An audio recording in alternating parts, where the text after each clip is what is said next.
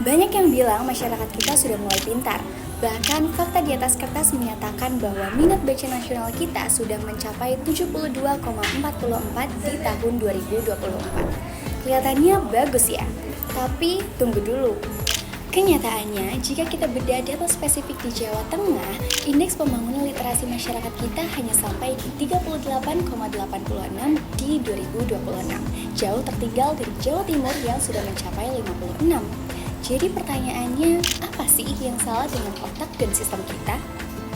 Sekarang mari kita turun ke Banyumas. Infrastruktur data dan teknologi kita sebenarnya sudah salah satu yang paling superior. Salah satu indeks data kita sudah mencapai 60,6, jauh di atas rata-rata nasional. Artinya apa?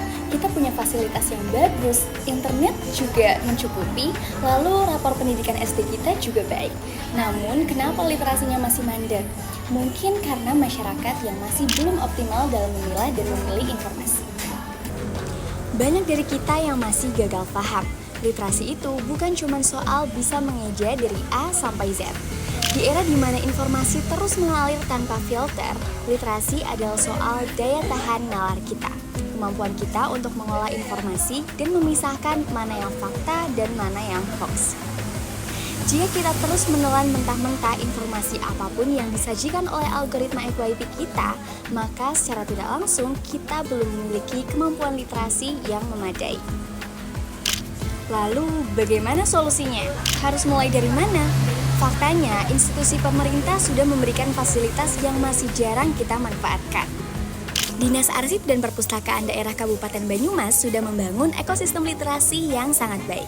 Bahkan kita punya akses ke aplikasi iPusda Banyumas yang memberikan akses tanpa batas ke puluhan ribu literatur berkualitas.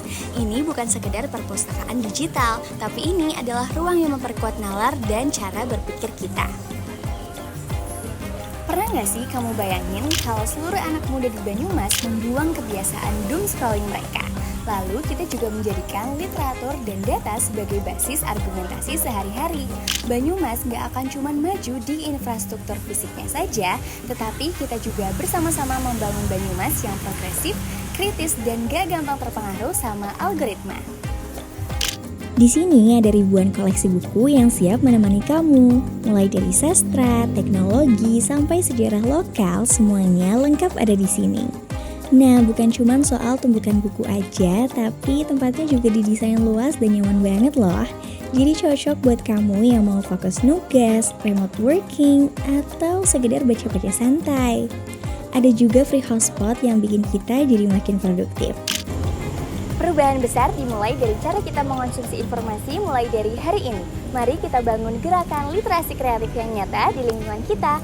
Dan jangan lupa untuk dukung terus program literasi dari Dinar Pusda Banyumas. Saring sebelum sharing, baca sebelum bicara. Saya Naila Putri Alfabiana, stay smart, see you!